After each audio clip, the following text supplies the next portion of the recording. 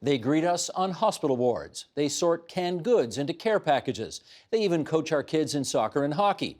Volunteers step up, not for the glory or the money, but to help others who need it. But it's not always so straightforward to offer your time. Here for more on volunteerism today, we welcome Neil Hetherington. He is the CEO of the Daily Bread Food Bank. Joanne Mckiernan, Executive Director, Volunteer Toronto. Katherine Alexopoulos, Director of Volunteer Resources at the Sunnybrook Health Sciences Centre. That's the fancy name for the hospital. And Rafael Gomez, Professor and Director of the Centre for Industrial Relations and Human Resources at the University of Toronto. And we are delighted to welcome the two gents on the end back, because you've been here before, and we are delighted to welcome the two ladies here for the first time. Nice to have you two here. Let us just sort of fess up off the top that we're going to share some numbers here, but they're not exactly what you'd call thoroughly up to date. But these are the last, 2013 is the last year for which Stats Canada has numbers on this, on volunteering in Canada. So here we go. 44% of Canadians age 15 and older volunteer. That is actually down 4% since the last time it was recorded. And for comparison, 82% make donations to charities or not-to-profits. So we're talking about time versus money. Canadian volunteering is the equivalent of 1 million full-time jobs. Each volunteer worked an average of 154 hours. 66% of Canadians between the ages of 15 and 19 volunteer. They are the cohort most likely to volunteer between 15 and 19. Canadians aged 65 to 74 contributed the most hours. People in, what province do you think? Saskatchewan. They volunteer the most, 56%. Who volunteers the least? Quebecers, 32%. Ontarians, as usual, were somewhere in the middle, 44%. Okay, Joanne, I want to get you into this first. Give us a sense of the range of volunteering that plays out across the province. Volunteering is a powerful characteristic of our Canadian identity, with 1 in 2 individuals giving of their time in some range or fashion. It's pretty ubiquitous in society. And I would even say that we're perhaps underestimating the power of giving and the contribution volunteers make. There are so many informal ways we give of our time. Caregivers, for example, coaches may not consider themselves volunteers. The landscape is really wide in terms of volunteerism. Seniors, unsurprisingly, give the vast majority, the most number of hours as volunteers because they've got some free time where they have, fewer restrictions on their time. Youth volunteer the most. 53% of youth, in Ontario at least, give their time through volunteering. Well, they have to. They have to. And then folks in between who have more stresses on their time or in the career building or family building phase have a little bit less to offer. Neil, if I were to call you and say, I want to volunteer at the food bank, what kind of stuff do you have available? How would you answer the question?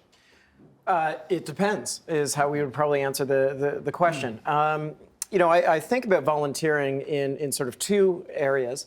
Transactional volunteers, so those individuals who come out once a year. They want to sort some food. They want to have a good time. They want to feel good about themselves, and they'll see you next year. So those are often corporations that are coming out.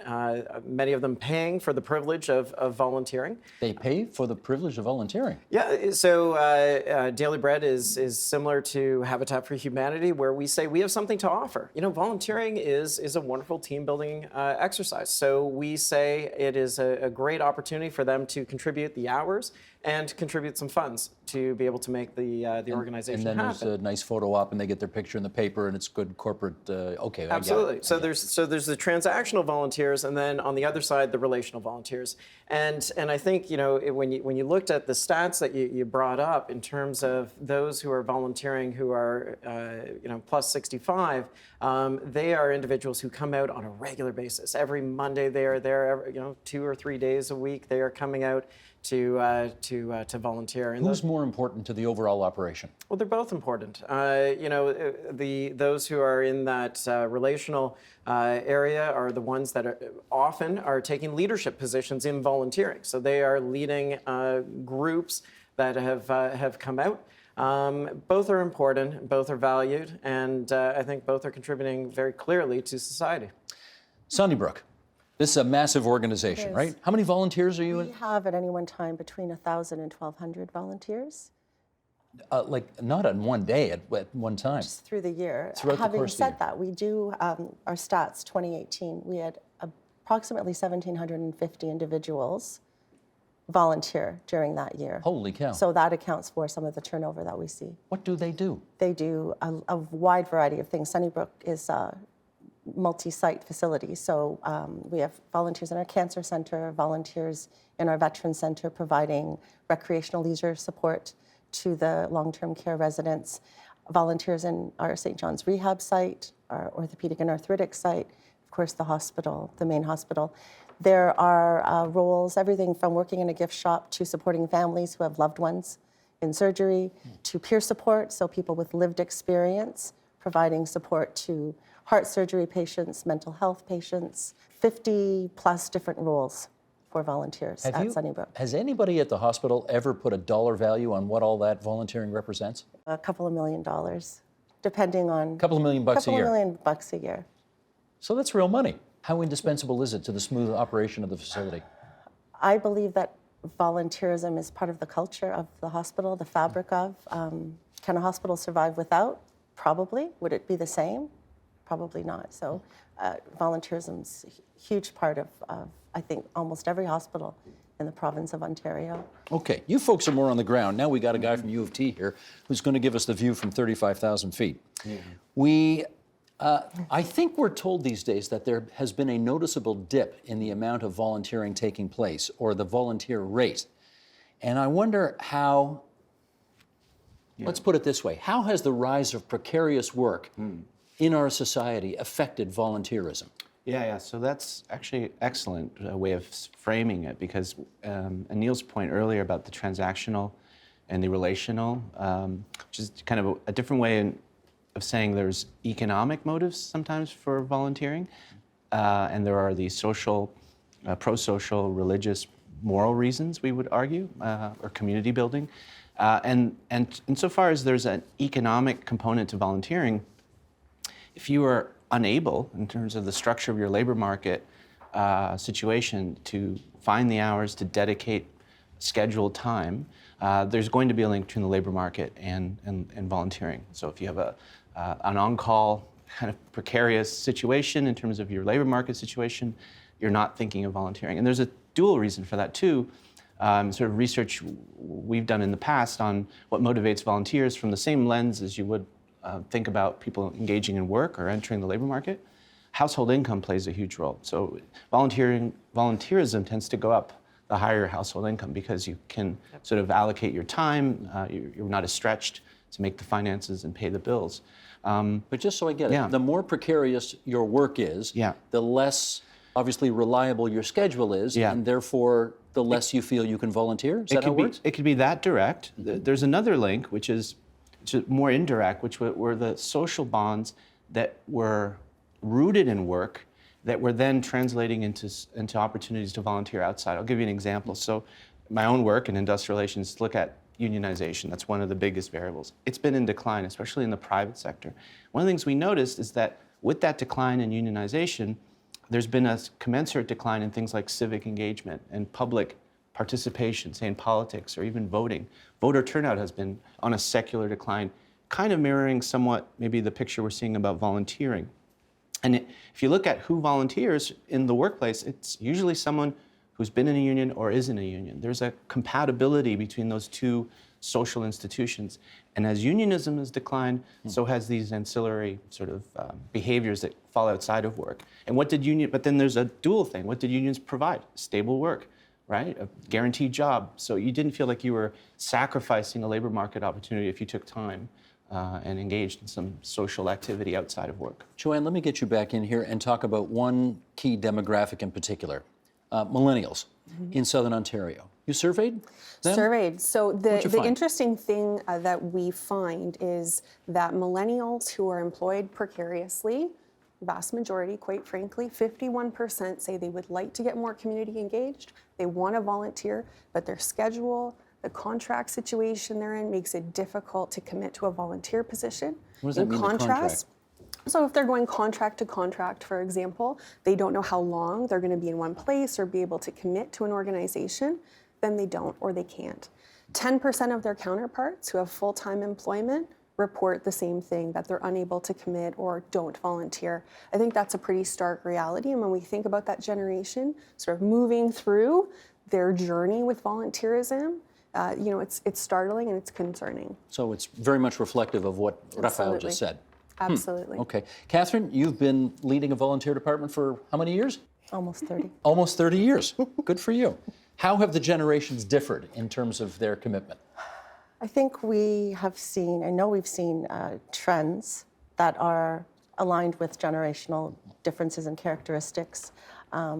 Having said that, though, we still see, at least in the hospital sector, everything from youth to seniors to new Canadians, foreign-trained healthcare professionals looking to get some Canadian experience, new immigrants to Canada, trying to become engaged within the community. So we do see that diversity.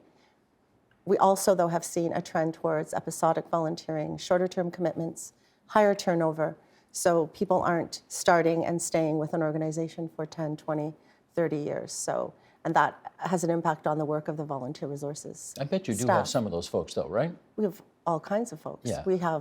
What's the longest serving longest serving volunteer? volunteer right now is about 52 years. Oh, someone's volunteered for 52 straight years at At Sunnybrook? Sunnybrook. Wow. Yeah. Okay. How old are they? Late 80s, Oh, wow. roughly, I would think, yes. Okay, Not that's, sure. But that's pretty yeah. cool. So yeah, we have long service and we have people that are with us 6 months, a year, and everything in between. So, Given the state of the economy, Neil, is the volunteer that you have, in effect, getting their first job with you, even though it's a volunteer position? Well, I think there's definitely connections that happen when people volunteer. They are able to, when we have groups coming out from different corporations, and those volunteers are able to work alongside, the head of marketing or the CEO of a different company, then they're getting a one-day engagement with that person and perhaps a bit of a job interview. They're expanding their social network, and I think it's very positive for both. So people do that. I completely agree on the precarious employment aspect. As precarious employment rises, 1 in 4 Ontarians face precarious employment, 1 in 4 workers, and so does a single parent with a couple of kids have the time to be able to volunteer? And the answer, unfortunately, is no.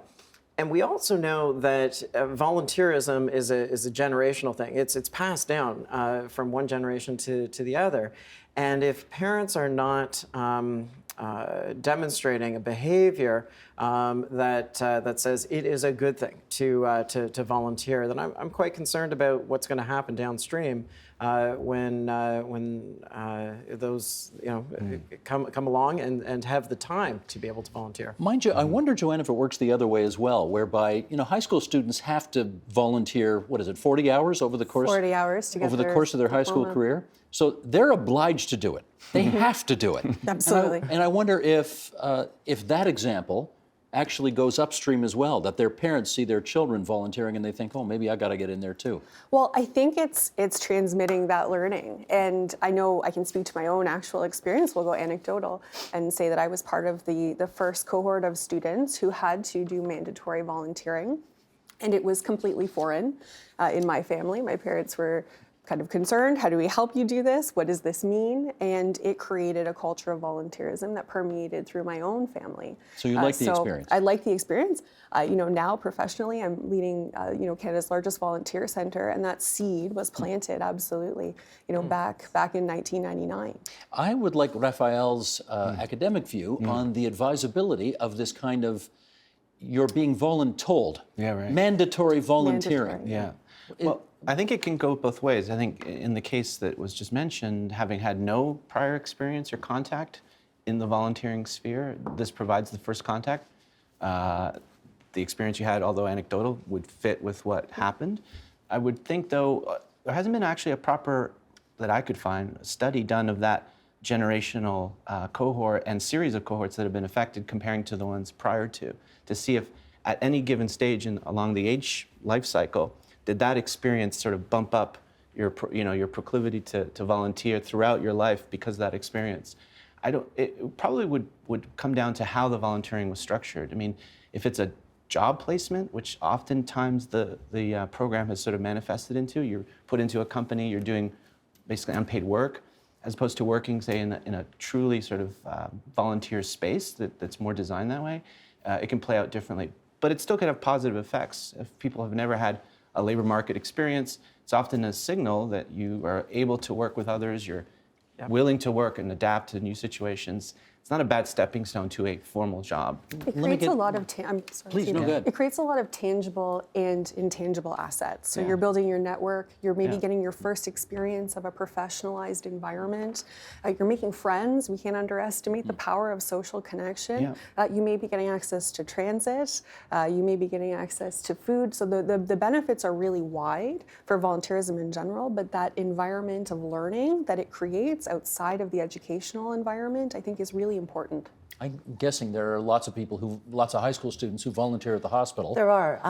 And I wonder whether they do it because they have to do it and then a seed is planted and they keep going, or they do it because they got to do it. We haven't experienced that much, mainly because our hospital, and I think most hospitals, have had a well-established youth volunteer program prior to what I called the oxymoron of mandatory volunteering.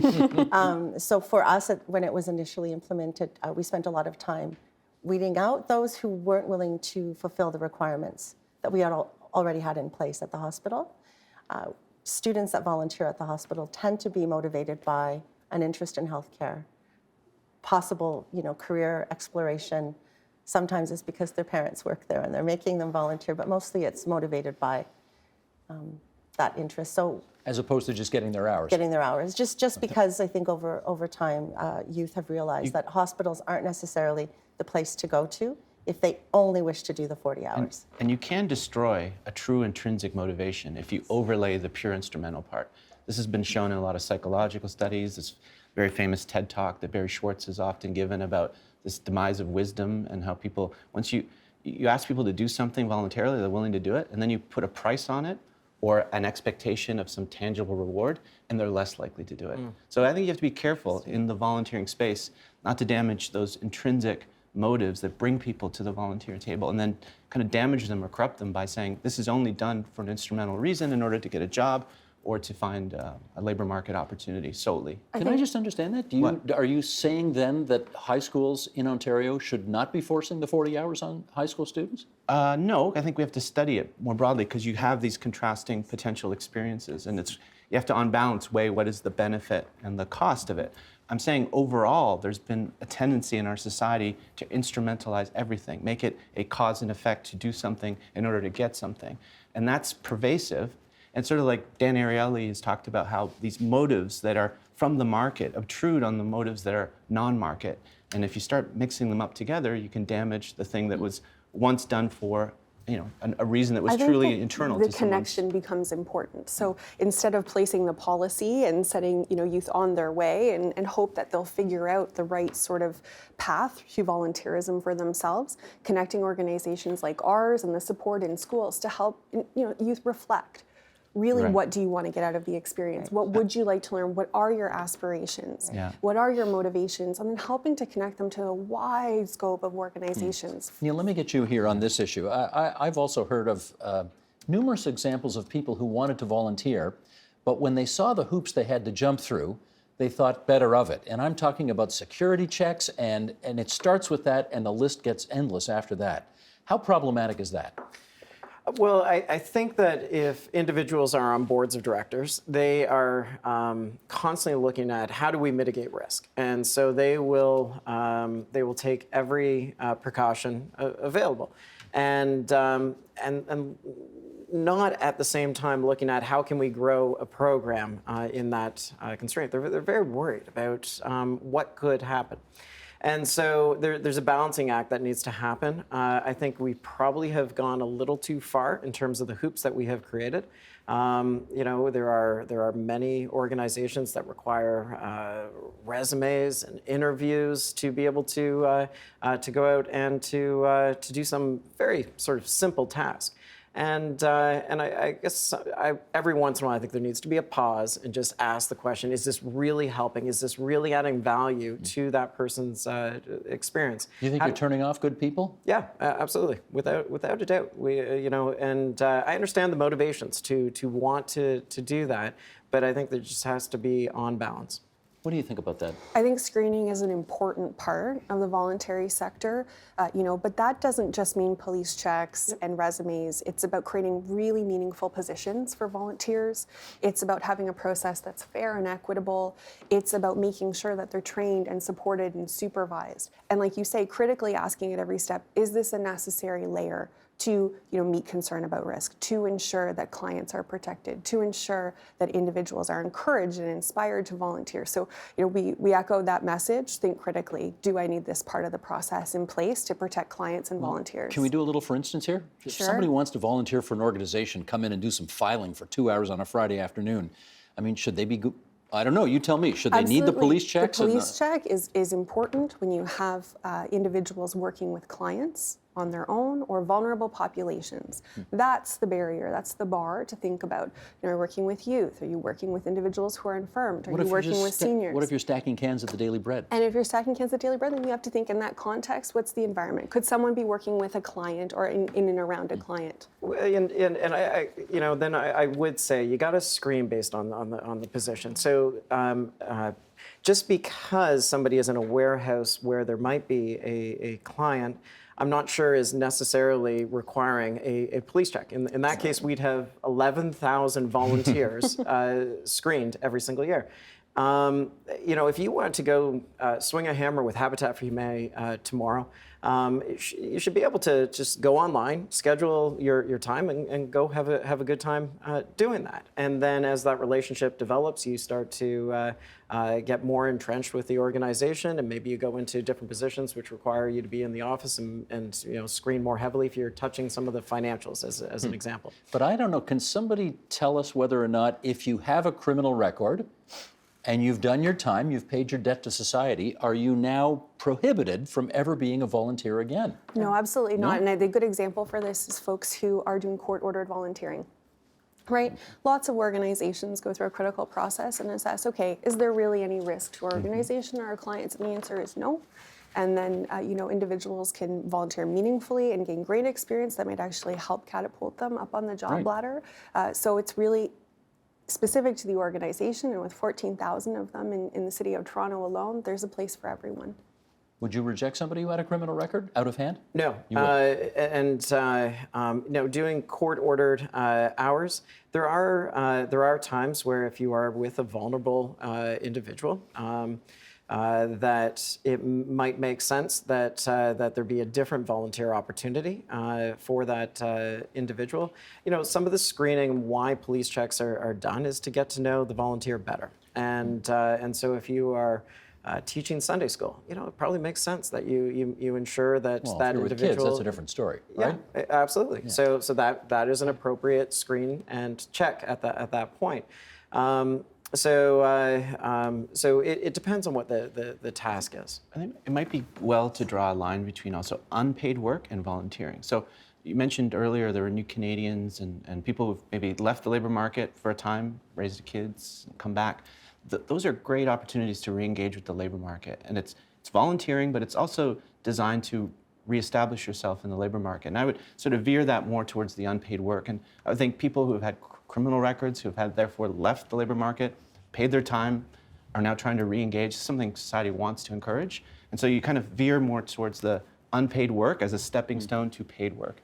And that doesn't damage then the intrinsic motivators that bring people to this more pure, altruistic, warm glow volunteering efforts. You're not mixing the two. But there are a lot of boards that would say we don't want to have those individuals. Yeah. And I think we've got to be very careful that the nonprofit sector is not becoming an additional judiciary body that's penalizing that person on an ongoing basis. That's somebody who has done their time, and the judiciary has said it's time for them to go out and let's make sure that reintegration happens as best as possible so that there isn't recidivism. Okay, having said that, Katherine, you're in a health sciences center, you're in a hospital.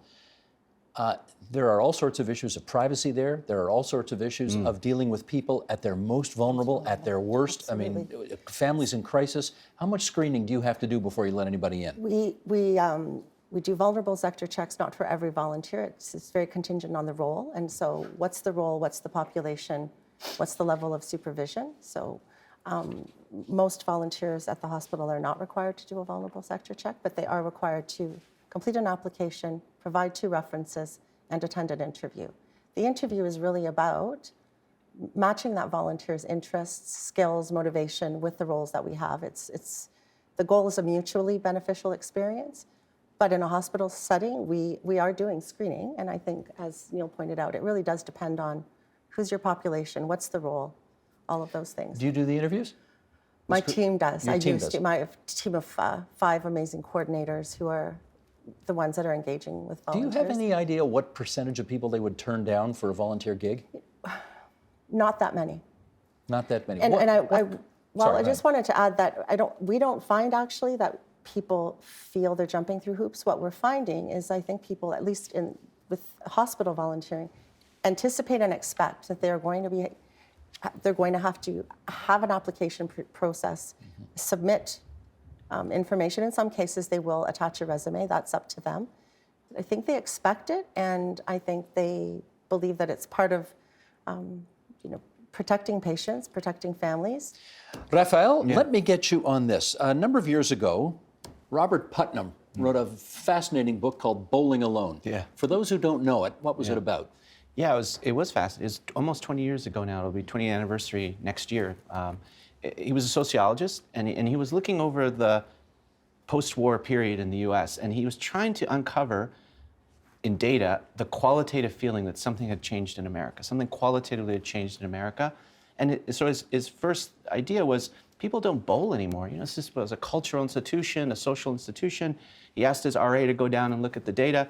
He brought back the data. It was the same rate. The bowling rates hadn't changed. He said, that's not possible. There's no way, right?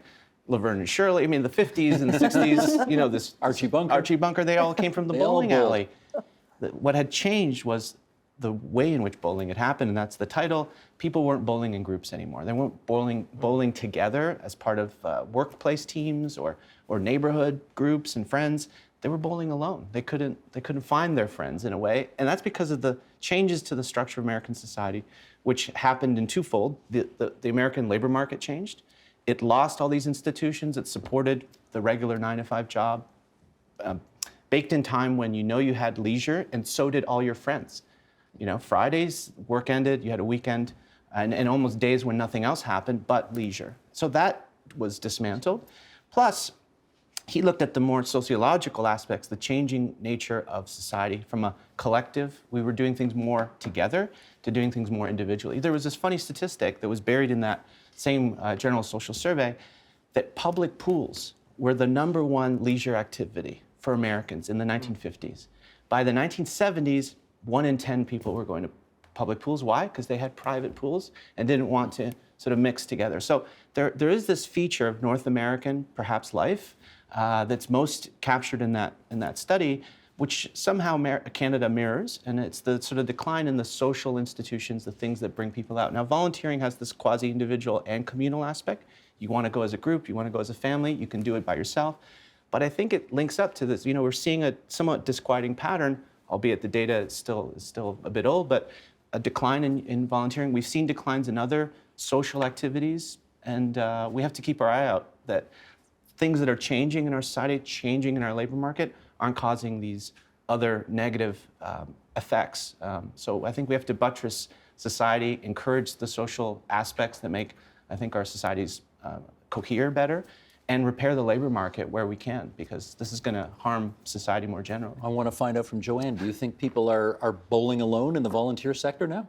We see a strong continued engagement in volunteerism, but we do see a shift in some of the reasons for volunteering, right? With 1 in 2 Torontonians arriving from somewhere else in the world, people are volunteering, because they want to connect with community, but because they want to develop local experience. So we do see an increase in people who are volunteering for need, we could say, but that trend doesn't diminish those who are volunteering because they want to. Do you see that at the Daily Bread Food Bank? Well, maybe just outside of the Daily Bread Food Bank, I was thinking about places of worship. So, people got together, on Saturday or Sunday, once a week, as a group. We still have that intrinsic desire to hear a sermon, but we watch it on our phone on a TED Talk, and so we're kind of making it a little bit more individualistic.